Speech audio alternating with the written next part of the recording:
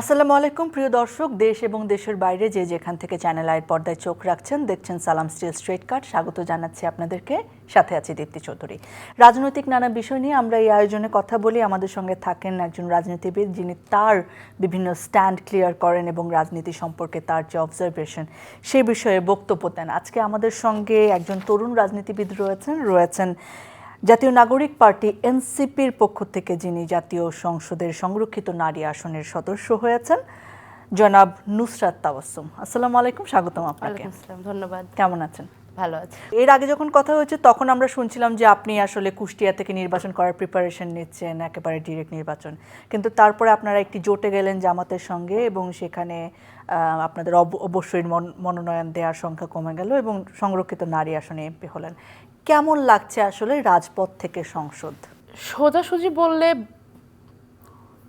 FOMO টাইপের feel হয়, missing out মনে হয় যে রাজপথের ওই এসেন্সটা খুব মিস করি।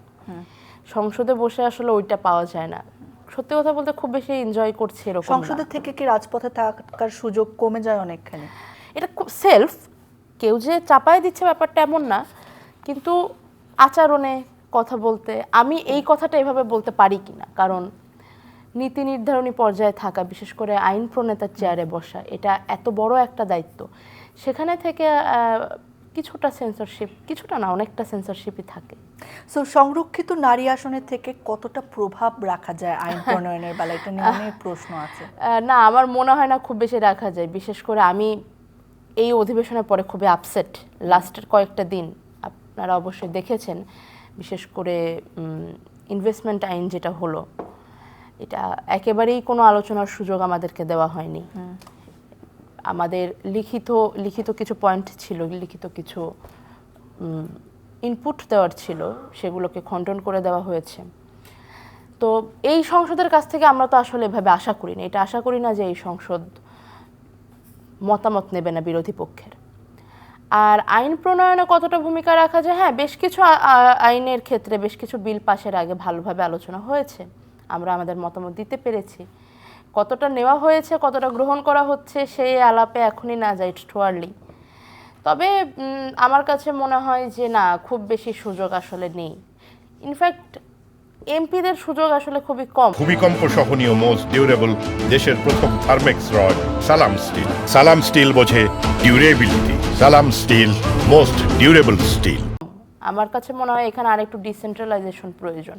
আলোচনা করা পর্যন্তই, আলোচনাটা কাজে লাগছে কিনা, আলোচনাটা গ্রহণ করা হবে কিনা, সেই ক্ষমতা খুব বেশি থাকে না এমপিদের হাতে।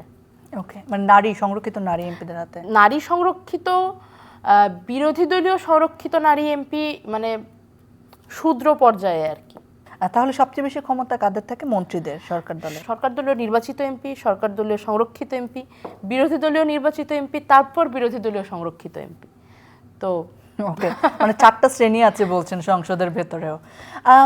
সংসদের তরুণরা, এইটা তো আমরা আসলে 24-এর পরপর হঠাৎ করেই মনে হলো যে ডিরেক্ট আমরা দেখতে পাচ্ছি এত তরুণ সংখ্যা। এর আগে পর্যন্ত আমরা বলেছি যে ভবিষ্যতে তরুণরা আসবে, তরুণরা রাজনীতি করবে, কিন্তু 24-এর পরপর আমরা দেখলাম যে মানে অন্তর্বর্তীকালীন সরকারের উপদেষ্টা মণ্ডলীতেও তারা রয়েছেন।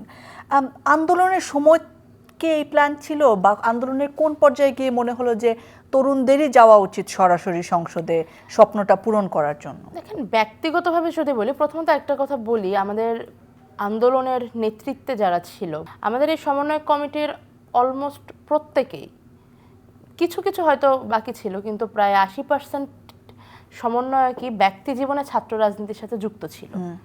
তো এমন না যে আমরা রাতারাতি আন্দোলনে নেমে এসেছিলাম কিংবা রাতারাতি রাজনৈতিক হয়ে গেছি, ব্যাপারটা এমন নয়। তো রাজনৈতিক স্বপ্ন যেটা, সেটা পরিবর্তনের এবং সিস্টেমের পার্ট হওয়া, পরিবর্তনের চেষ্টা, রাজনৈতিক পরিমণ্ডলে একটা পরিবর্তন নিয়ে আসা, এই সমস্ত স্বপ্ন আমরা ক্যারি করতাম, বিধায় আমরা রাজনীতিটা করতাম। আপনি কবে স্বপ্ন দেখেছেন যে সংসদে আসবেন? আমি রাজনীতিতে এসেছি 16-17 বছর বয়সে, এবং সত্যি কথা যদি বলি আমি তখন থেকেই জানতাম যে রাজনীতিটাই আমার পেশা হবে। ও ওকে, মানে আমি রাজনীতিকে পেশা হিসেবে গ্রহণ করেই রাজনীতি করতে এসেছি। অবশ্যই পেশা হিসেবে নেওয়া বলতে এটা এমন না যে আমি 18 বছর বয়সে ক্ষমতায় যেতে চেয়েছি, বিষয়টা এমন নয়। কিন্তু হ্যাঁ, পরিবর্তন, আমরা যেরকম চিন্তা করতাম তরুণদের চিন্তাভাবনা নিয়ে, নতুন চিন্তাভাবনা নিয়ে জাতীয় রাজনীতিতে ভূমিকা রাখা, জাতীয় রাজনীতি করা, এটার তো একটা অংশ আসলে সংসদে যাওয়াও। আমার কাছে মনে হয় সংসদে যাওয়া বা এমপি হওয়া, মন্ত্রী হওয়া, it's not that much big deal. এটা আমার অতটা বড় কিছু আমার মনে হয় না, পার্ট অফ পলিটিক্স। কিন্তু এটাই ব্যক্তির জন্য বড় না হলেও দেশের জন্য তো একটা বড় রেসপন্সিবিলিটি, কারণ ওখানে যারা থাকেন তারাই তো আসলে নির্ধারণ করে দেশের জন্য কি হবে। অনেক অনেক বড় পরিস্থিতি। কিন্তু ব্যক্তিগত স্বপ্নের কথা যদি বলি, ব্যক্তিগত স্বপ্নের জায়গা থেকে এটা আসলে খুব বড় কোনো স্বপ্ন নয়, বরং স্বপ্ন দেখা যেতে পারে বাংলাদেশের রাজনীতিতে এমন কিছু করে যাওয়া যেটা বাংলাদেশের মানুষ মনে রাখবে। যে রাজনীতির স্বপ্ন আপনি দেখেছিলেন সেই রাজনীতিকে এনসিপি করে, এনসিপির রাজনীতি কি সেরকমই স্বপ্নের রাজনীতি? আমি যে স্বপ্ন দেখি সেটার জন্য মানে এনসিপির বয়সটা এখনো খুব কম ওইখানে ওই জাজমেন্টটা করার জন্য। তবে আমি যদি বলি তাহলে আমরা চেষ্টা করছি। ওই স্বপ্ন পূরণের মাঝখানেই যে আপনাদেরকে, মাঝখানে না একেবারে শুরুতেই যে আপনাকে একটা প্রতিষ্ঠিত রাজনৈতিক দলের সাথে জোটে যেতে হলো এবং আপনাদেরকে মানে শুনতে হয় এখনো যে এনসিপি হচ্ছে জামাতের বি টিম। সো যে আপনি পোশাক পরার স্বাধীনতা, যে শাহবাগী ট্যাগ খেলেন, যে আপনি বট বাহিনীর আক্রমণের শিকার হলেন, জামাতের যাবেন না, প্রেজেন্ট পাস নিয়েই তো প্রেজেন্ট হয়। সো সেই আপনাকে মানে জামাতের জোট সঙ্গী হয়ে আসলে আপনার কেমন লাগে? ওয়েল, এটা অস্বীকার করার কিছু নেই যে আমি এই জোটটা নিয়ে খুব একটা কমফোর্টেবল ছিলাম না, এবং সবচাইতে বেশি করে কমফোর্টেবল ছিলাম না সেটা হচ্ছে জোট গঠনের প্রক্রিয়াটা নিয়ে। কারণ আমাদের খুবই শর্ট নোটিশে জোটটা হয়েছে। তখন আমি পার্টির সর্বোচ্চ আমাদের যে পর্ষদ সেটার অংশও ছিলাম না। তো ডিসিশনগুলো কিভাবে হচ্ছে সব কিছু নিয়ে আমার খুব বেশি জানা ছিল না। যেটুকু জানা ছিল সেটা আমার কাছে পর্যাপ্ত মনে হয়নি।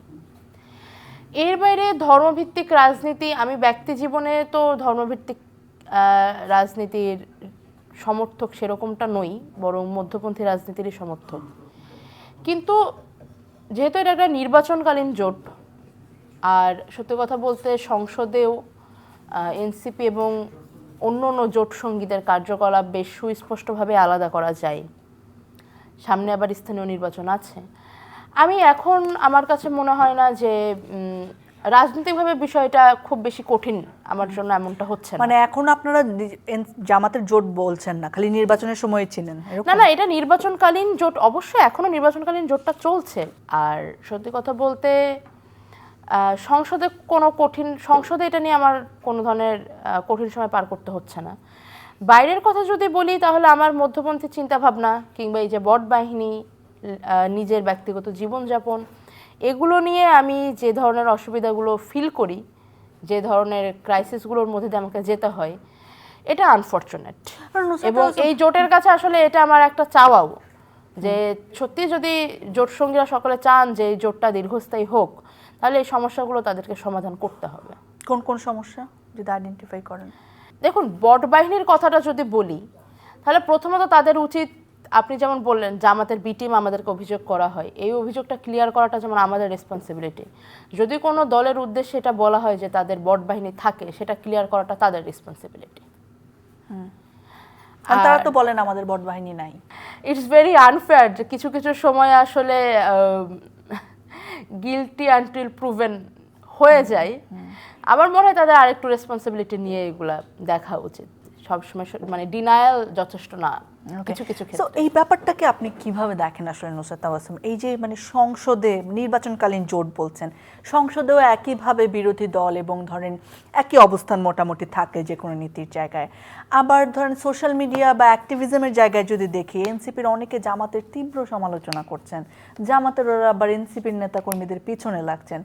সো এই জিনিসটা কি মানে একটা কি বলবো আমি, রাজনৈতিক দ্বিচারিতা এটা প্রমাণ করে না যে এটা একটা নির্বাচনকালীন মানে নির্বাচন কেন্দ্রিক জোট, রাজনৈতিক প্রমাণ জোট করে না? নয়। কারণ মানে সংসদে একটা দেখি, ফেসবুকে একটা দেখি, জিনিসটা তো আসলে মানে মানে দ্বিচারিতা আছে জায়গাটায় আসলে।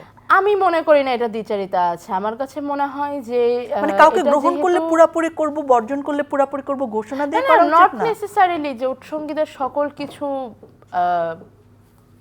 কিছুর দায়ভার বা সব কিছুর দায়িত্ব নেওয়া, এটাই আমার মনে হয় না ইতিপূর্বে বাংলাদেশে এমন কখনো হয়েছে। যেমন আমরা এর আগে একটা দীর্ঘস্থায়ী জোট দেখেছিলাম, বিএনপি জামায়াতের জোট। সেক্ষেত্রে কি দুটো দলের সকল কাজকর্মের দায়ভার নিত না। রাজনৈতিক জোট এবং নির্বাচন কেন্দ্রিক ইলেকট্রাল স্ট্র্যাটেজির বিষয়টা তো এরকম যে সংসদীয় পদ্ধতি। ভূমিকম্প সহনীয় মোস্ট ডিউরেবল দেশের প্রথম থার্মেক্স রড সালাম স্টিল। সালাম স্টিল বোঝে ডিউরেবিলিটি। সালাম স্টিল মোস্ট ডিউরেবল স্টিল। জন্য একটা বা নির্বাচনের জন্য আমাদেরকে একটা স্ট্র্যাটেজি ফলো করতে হয়েছে, নিতে হয়েছে। সেটা হতে পারে বৃহত্তর স্বার্থে, সেটা হতে পারে সংস্কারের প্রশ্নে, সেটা হতে পারে অন্য যে কোনো রাজনৈতিক কারণে। কিন্তু তার মধ্যে এই না যে দুটো দলের রাজনীতি এক হয়ে যাবে। সেক্ষেত্রে তো মার্জই করে ফেলতে পারতো, জোটের প্রয়োজন ছিল না। জোট মানেই তো একটি জায়গাতে বিভিন্ন দলের মত, কোনো একটা সিদ্ধান্তে তারা একমত। তার মানে তো এই না যে সকল সিদ্ধান্তে একমত। ওকে, মানে সুযোগ পেলে বা প্রয়োজন হলে আপনারা বিএনপির সাথে বা সেই রকম হলে বিএনপির সাথেও আপনারা জোট করতে পারতেন, সেক্ষেত্রে একরকম হওয়ার কোনো দরকার পড়ে না। দেখুন, বিষয়টা আমি এভাবে বলতে পছন্দ করব যে বিএনপিও যদি সংস্কার এবং বিচারের প্রশ্নে আরেকটু রিজিড থাকতো, আরেকটু জুলাইপন্থী থাকতো, তাহলে হয়তো আমরা অন্য কোনো পরিস্থিতি দেখতে পেতাম বাংলাদেশে। ওকে, এই যে জুলাই নিয়ে এত বিভেদ, আপনি যে কথাটা বললেন এখনই যে বিএনপি যদি সংস্কারের ক্ষেত্রে আরও বেশি সহনশীল হতো, রিজিড না হতো, তাহলে আপনাদের সাথে ওদের আরও বেশি মিলমিশ থাকতো। সো এই বিভেদটা আসলে কেন, বা আপনি মনে করেন ইটস টু আর্লি এত বিভেদ হয়? দেখেন, যদি দলীয় জায়গা থেকে দেখি তাহলে আমার কাছে মনে হয় যে প্রত্যেকটা দলের মধ্যে অবশ্যই ভিন্ন মত আছে বিধায় তারা আলাদা আলাদা দল। দলীয় জায়গা থেকে বিভেদ জিনিসটাকে আমি খুব বেশি অদ্ভুত কিছু মনে করি না। জুলাইয়ের প্রশ্নে এই জিনিসটা আনফরচুনেট, যেহেতু জুলাইয়ের নেতৃত্বকালীন অধিকাংশ নেতাই বর্তমানে এনসিপির পার্ট অফ এনসিপি। কিন্তু তার মানে এই না যে অন্য দলের আসলে জুলাই নিয়ে রেসপন্সিবিলিটি কোনো দিক থেকে কোনো অংশে কমে গেছে। কিন্তু আপনার কি মনে হয় যে আপনি যে এই কথাটা বললেন যে জুলাইয়ের অধিকাংশ নেতা এনসিপির, তখনই আসলে অন্যকে একটুখানি দূরে সরে যেতে উদ্বুদ্ধ করা হয়? না, এটা তো বাস্তবতা। দেখেন, এটা আপনারা কিভাবে এড়িয়ে যাবেন? এক দফার ঘোষক নাহিদ ইসলাম এনসিপির আহ্বায়ক, তিনি যে এক দফার ঘোষণা দিয়েছিলেন শহীদ মিনারে দাঁড়িয়ে, এটা তো মিথ্যে হয়ে যাবে না। কিন্তু আসিফ মাহমুদ সজীবের সাথে যে তারেক রহমান মানে দিনের পর দিন মিটিং করেছেন, সেটাকেও তো অস্বীকার করা যায়। সেটা তো কেউ অস্বীকার করছে না। সো আপনি পেছনেরটাকে কিংবা একেবারে জুলাইয়ের প্রথম রাজবন্দী আক্তার হোসেন এনসিপি সদস্য সচিব, এটাও তো মিথ্যা হয়ে যাবে না। জুলাইয়ের গুমকৃত 6 জন সমন্বয়ক পার্ট অফ এনসিপি, এটাও অস্বীকার করা যাবে না। কিন্তু মানে শুধুমাত্র তো জুলাই না, গত 17 বছর ধরে তো আমার মনে হয় না সেগুলো কেউ অস্বীকার করছে না। আপনি যখন একজনকে পুরো ক্রেডিট দিয়ে দিচ্ছেন, তখন আসলে আপনি আমাকে বলুন যে জুলাইয়ের প্রথম রাজবন্দী হিসেবে গ্রেফতার হওয়ার ক্রেডিট আক্তার হোসেনের, এই ক্রেডিটটা আপনি আর কাকে দিতে চান? মানে জুলাইয়ের প্রথম রাজবন্দী এই টার্মটা কাদের তৈরি? কারণ জুলাই একটা ইন্ডিভিজুয়াল ঘটনা। এই ঘটনার জুলাই কি কোনো থাকতে পারে, বিচ্ছিন্ন ঘটনা বলতে না, আমি বিচ্ছিন্ন ঘটনা বলছি না, কিন্তু আমি বলতে চাচ্ছি জুলাই সম্পূর্ণ স্বয়ংসম্পূর্ণ নিজস্ব এসেন্স নিয়ে ঘটা একটি ঘটনা। এর আগে শুধু 17 বছর ধরে নয়, বাংলাদেশের মানুষ বরাবরই, বাংলাদেশের মানুষের রেজিস্ট্যান্স করার ক্ষমতা অনেক বেশি। বাংলাদেশের মানুষ বিদ্রোহী। যখন বাংলাদেশের স্বৈরাচার দাঁড়ানোর চেষ্টা করেছে, বাংলাদেশের মানুষ এটা প্রতিবাদ করেছে। আমাদের এই লিগেসি তো শুধুমাত্র 71 থেকে এমনটাও নয়, আরও আগে থেকে এই ভূখণ্ডের মানুষের এই লিগেসি রয়েছে। তার মানে তো এই না যে জুলাইয়ের স্বতন্ত্রতা নেই। বিচ্ছিন্নতা স্বতন্ত্রতার মধ্যে তফাৎ আছে। জুলাই তার নিজস্ব এসেন্স নিয়ে দাঁড়িয়েছে, জুলাই ঘটেছে, এবং জুলাইয়ের আলাদা করে জুলাই আরও অনেকগুলো ঘটনার সামনে লিগেসি হবে বলে আমরা মনে করি। তো জুলাইয়ের ইন্ডিভিজুয়াল ঘটনাগুলো শুধুমাত্র জুলাই ঘটেছে বা জুলাইয়ের আগে ঘটেনি, এগুলো বলে তো এটাকে আদারিং করা পসিবল না। আমি সেটা না, আপনি আমার কথা বুঝতে পারছেন না। দেখুন, আমরা যখন বলি 17 বছর, এই 17 বছরে রাজনৈতিক বন্দিদশার শিকার যারা, রাজনৈতিক খুনের শিকার যারা, আমরা তাদের ভূমিকাকে কোনোভাবেই অস্বীকার করি না। এবং তাদের ওই আত্মত্যাগ বাংলাদেশের তরুণদেরকে ক্রমাগত রাজনীতিতে উদ্বুদ্ধ করেছে, সেটাও আমরা অস্বীকার করি না।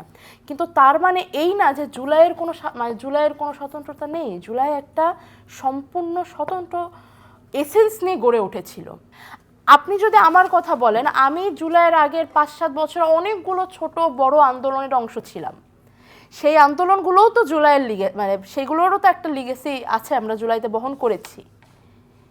কিন্তু তার মানে এই না যে তাদের জুলাইয়ের এসেন্সটা কোনো দিক থেকে তার স্বাতন্ত্র্য খোয়াচ্ছে। ওকে, সো এইটার কি বিভেদ যাচ্ছে, সেটা তো মানে স্বীকার করছেন? দেখুন, আমার কাছে মনে হয় এই বিভেদটা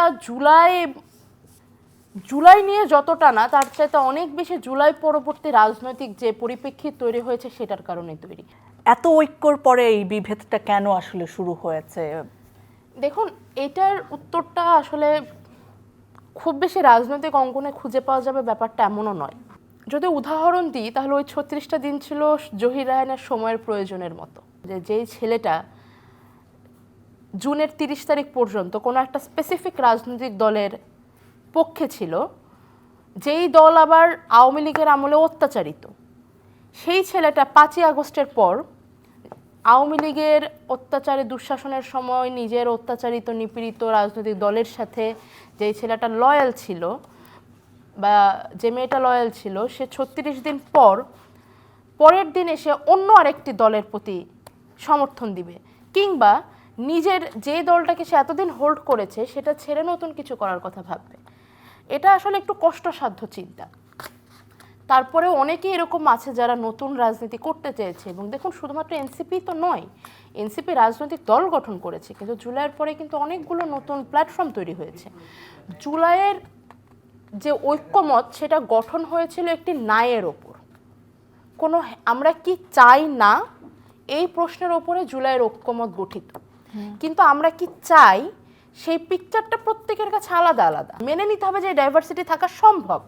এই অনৈক্যকে তাহলে স্বাভাবিক প্রক্রিয়া বলছেন? আমি এটাকে অনৈক্য হিসেবে দেখি না, বরং আমি এই জিনিসটাকে এভাবে দেখতে চাই যে এত ধরনের ডাইভার্সিটি থাকা সত্ত্বেও জুলাইতে মানুষ ঐক্যমত হয়েছে। বাংলাদেশের মানুষ এখনো জুলাইকে ভালোভাবেই হোল্ড করে, সাধারণ মানুষ।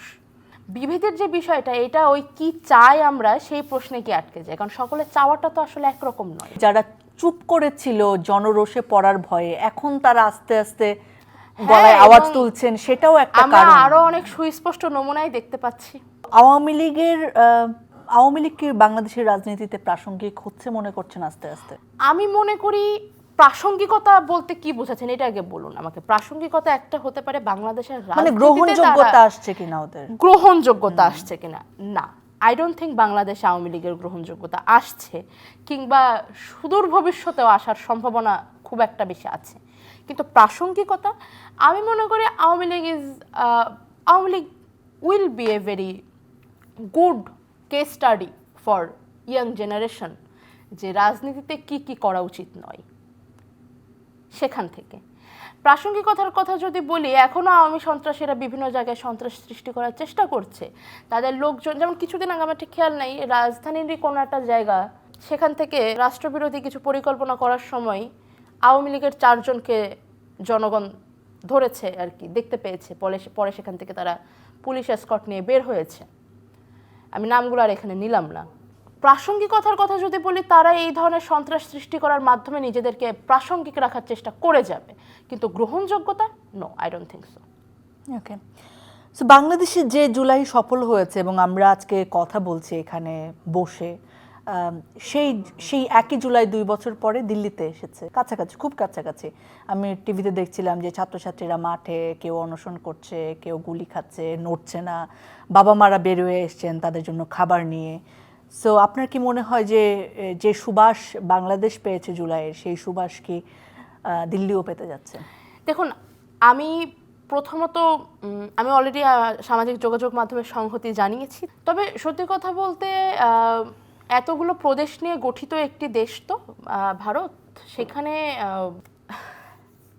ওয়েল এনিওয়ে আমার মনে হয় it will be hard for them. Okay, so কিন্তু আমার পরিপূর্ণ শুভকামনা থাকবে তাদের জন্য। আচ্ছা, কেন আপনার কি মনে হচ্ছে কোন জিনিসটা বাংলাদেশে ছিল আর ওইটা ইন্ডিয়াতে নেই, যেটার কারণে আমরা সফল হয়েছে ওরা হবে না?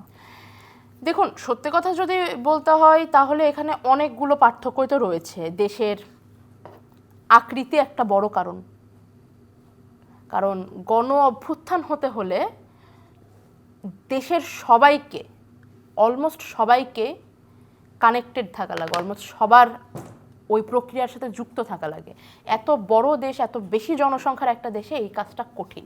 কিছু ঘটনা আমি দেখলাম ওনাদের লিডারশিপের বক্তব্য, তাতে আমার কাছে মনে হয়েছে তারা আইদার ভয় পেয়েছে কিংবা ডিমোটিভেটেড ফিল করছে। তো এটাও একটা বড় চিন্তার বিষয়, তাদের মোটিভেটেড থাকাটা উচিত।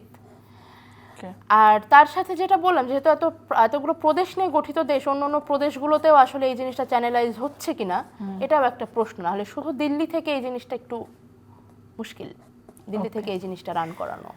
ওকে, সো মানে যে সংস্কার মূলক রাজনীতির স্বপ্ন আমরা দেখেছিলাম, মানে যে রাজনৈতিক সংস্কৃতির পরিবর্তন হবে, সেই সংস্কৃতির পরিবর্তন কতটা দেখছেন আপনি? খুব বেশি দেখছি না। কেন খুব বেশি দেখছি না? আমার কাছে বরং এটাই মনে হচ্ছে ট্র্যাডিশনাল যে ভূমিকম্প সহনীয় মোস্ট ডিউরেবল দেশের প্রথম থার্মেক্স রড সালাম স্টিল। সালাম স্টিল বোঝে ডিউরেবিলিটি। সালাম স্টিল মোস্ট ডিউরেবল স্টিল। বিশেষ করে পার্লামেন্টের কথা যদি বলি, ট্র্যাডিশনাল পার্লামেন্টাল কালচার যেটা আছে সেটাকে সফট লঞ্চ করা হচ্ছে। আমি আবার রিপিট করছি, সংসদের এই যে কয়েকটা বিল আলোচনা ছাড়া, কোনো ধরনের কোনো আলোচনার সুযোগ না দিয়ে পাশ করা হয়েছে, এই বিষয়টা নিয়ে আমি বেশ আপসেট, এবং আমার কাছে মনে হয়েছে এটা হওয়া একদমই উচিত হয়নি। এই সরকার নিয়ে, এই সংসদ নিয়ে দেশের মানুষ অনেক বেশি আশাবাদী। আর সংস্কার কতটা হচ্ছে, সেই স্বপ্ন আমাদের কতটা পূরণ হবে, এটা তো আসলে এখন সরকারের কাছে। যে সই করতে পারে সে, তার কাছে আমরা এটা জানতে চাইতে পারি যে সংস্কার আসলে কতটা হবে। তাদের এই ধরনের আচরণগুলো আমার কাছে মনে হয় যে হতাশা সৃষ্টি করবে জনগণের মধ্যে। ওকে, সো আপনি কি মানে এই সংস্কৃতি পরিবর্তনের জন্য শুধুমাত্র সরকার বা বিএনপিকেই ভূমিকা রাখার আছে, নাকি বিরোধী দল এনসিপি জামাত তাদের? দেখুন, অ্যাক্টিভ ভূমিকা তো বিএনপি রাখতে পারে এই মুহূর্তে, যেহেতু তারা সরকারে। বিরোধী দল প্যাসিভ রোল প্লে করতে পারে, এখানে আলোচনার আহ্বান জানাতে পারে, যদি পরামর্শ দেওয়ার প্রস্তাব দিতে পারে, বলতে পারে, দাবি জানাতে পারে, কিন্তু এর বাইরে আর খুব বেশি কিছু। বাংলাদেশের রাজনীতিতে নারীদের অবস্থা কেমন এখন? আমার মনে হয় বাংলাদেশের রাজনীতিতে নারীরা আগ্রহী হচ্ছে। তাদের সাথে কি কি ঘটতে পারে সেটা জেনে বুঝেই তারা আগ্রহী হচ্ছে। I think it's a good sign. তবে আমার কাছে মনে হয় বাংলাদেশের রাজনীতি, নারীদের অবস্থা কেমন, এই প্রশ্নটা নিয়ে আলাপ করার আগে আমাদের যেটা নিয়ে আলাপ করা উচিত সেটা হচ্ছে বাংলাদেশের সমাজে এবং অর্থনৈতিক পরিমণ্ডলে বাংলাদেশের নারীদের অবস্থান কেমন।